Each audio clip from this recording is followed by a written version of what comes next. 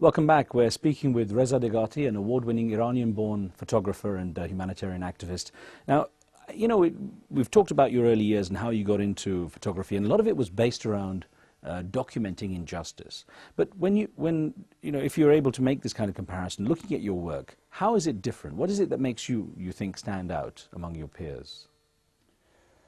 The most important things I do believe that makes really difference is that I never look to the subject totally in one point, just a narrow point. This is the Oriental philosophy. I'm turning around the subject, whatever is it, and from all different angles. And I'm not trying only to show the worst things about the subject. I'm also more looking to see what is the best angle of the subject. And then when you show the best face of those people, you show the best beauty of their culture, then you say, listen, there is also another angle, which is destruction, which is war, which is wounded people. This makes the whole difference. Because if you concentrate only your works on the destruction, on the wounded people, and you may get fantastic pictures of just being in the hospital, emergency hospital, but you lose the whole scene, which is about the culture and who they are, these people. What is their relation to the humanity? Actually, you're right. It dehumanizes people if you only show the bad side. Absolutely. In fact, in 2001, you started Aina, which means mirror, and it was to improve the media in Afghanistan, to create a sense of media, including women, to be trained to document what was happening. How much progress did you see with that? Because, of course, it's such a turbulent place. Well, Afghanistan, being 25 years of the war and the total destruction, I think that the one important thing that needed was a real freedom of speech and independent media.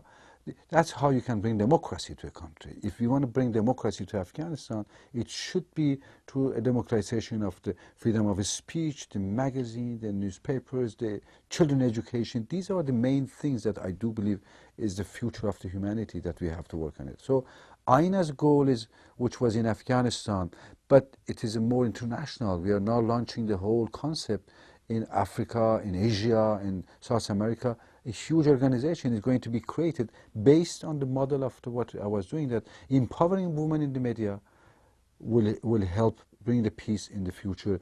Starting education to children, this is also another thing. The new tools of the education, not the classrooms, like magazine we do for the Afghan children, free magazine, which is called Parwaz, or to fly or to soar. Yeah, it's interesting. In your time during your time in Afghanistan, you got close to Ahmed Shah Massoud, the Northern Alliance leader, very charismatic, the late Ahmed Shah Massoud. Why did he let you so close? I think that it was a matter of the trust. That first time we met, the humans, they have a connection to each other, which goes sometimes behind just the information and the CVs and who you are and what you are. When you sit with someone, you start talking, and the eye contact is probably the best things that you can send a lot of information to it.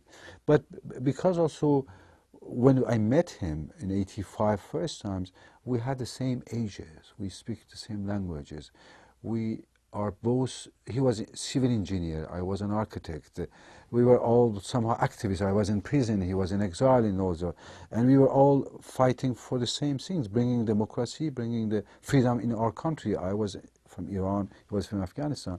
But one thing that really was helpful, beside that both of us, we were Rumi, because that we were Rumi, that both of us, we were playing chess. And he was a very good chess player, and I played chess also. So we started playing chess to each other, and it became our favorite pastimes and moments, and there was a lot of discussion we had.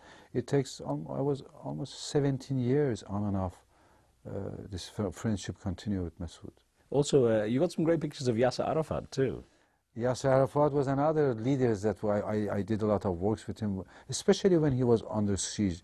This is the works which Arafat under siege in Beirut, under siege in Tripoli, then he was living in Tunisia, so there was Ramallah. These were the time that I really worked a lot with most of the time working with the people in the time that everybody has forgotten them, all the media. This is how I create also connection. When I feel that everybody is gone, all the big media has gone, and nobody taking care of story, then I go back there, and this creates a totally different relation with the people. Your book, Reza, War and Peace, is a documentation of 3 decades of your covering trouble zones. You point out it's important. It's not just about the bad stuff. It's about the hope and the good stuff as well. But considering what you have seen firsthand, witnessed some of the worst things in humanity, how do you cope with that emotionally? But there's two important things about it. The one is that because I'm committed and because I do believe that what I'm doing, what you are doing, we are all peace correspondent. We are not the war correspondent. We are peace correspondent. By showing war, we're trying really to bring the change to the mind of the people. So when you know that this is going to happen, so obviously the difficulties is gone. But the other things that the second thing that is important, the way I'm coping, is that really reading a lot of poetry. Always. Rumi, Hafiz, Saadi, these are the ones that help me a lot. Every time I'm really bad shape, I always have a little books of them and taking and reading it. Because poetry, especially the Persian poetry, for us is the pillar of our culture, is the main pillar of our traditions and cultures. Everything, to polish your soul, you go to the Hafiz, Saadi, Rumi, and they do, or Allama Iqbal, which is done in Lahore, yes. I mean, I haven't seen a tenth of the things you have, working as a journalist. And I know that you've said that there are times you don't even know if your photographs are in focus because you have so many tears in your own eyes. How do you stay positive then? Well, the way which I'm staying positive is that I can see if we continue the same efforts, in a couple of 100 years from now, people will look back and will say, oh my God, 2009, our ancestor was as wild and as barbarian than the cavemen, because they were building tanks and they were building guns to kill each other. They were so barbarian. Because this should arrive some days. After being all those things the war's doing to the people, to children, to the women, I'm not the same people. I have totally explained to the world till the last minute that the peace is the answer, and education is the key to the peace. Otherwise you will collapse, you will fall down. Has anyone influenced you? I mean, have you had any mentors or people who've guided you through life? Most of my mentors really were the people on the street. I cannot really point out like a big poet or big writers, or I was talking about Rumi, Hafiz, these are the pillars. But in what I'm doing, it really, every time I go to the villages, I go to the worst place in the world and I sit down, and suddenly it can be a little, a little boy, like in the case of the Aina, was like a 9-year-old boy in Afghanistan that gave me this idea. Or sometimes I met people, really the people on the street are the best. So how has your career, your life, your passion, the photography, changed you? I mean, what's the one key lesson in life you've learned from what you do? No compromise. I never do any compromise when it comes to the storytellings, when it comes to this sending the message of the people which they trust me, they give me their pictures, their souls when I'm coming back. There's no This is one of the main things that I really hold on it, because you can only one time sell your soul to the devil. If you have done, it's gone. You cannot never take it back.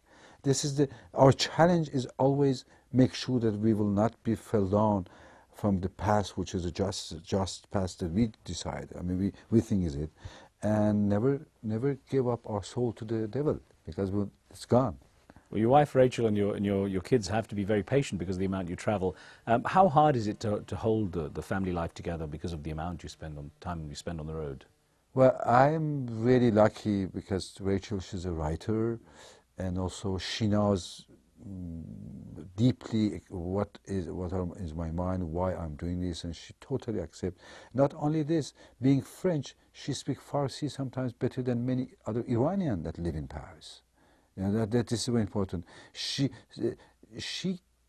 take the Iranian tradition much more seriously than many of the Iranians living in Europe. So this is how the traditions go to the children, and our children are speaking like more than 2, 3, 4 languages now. Your pictures will live on, but how do you want to be remembered, you as a person? What legacy would you like to leave?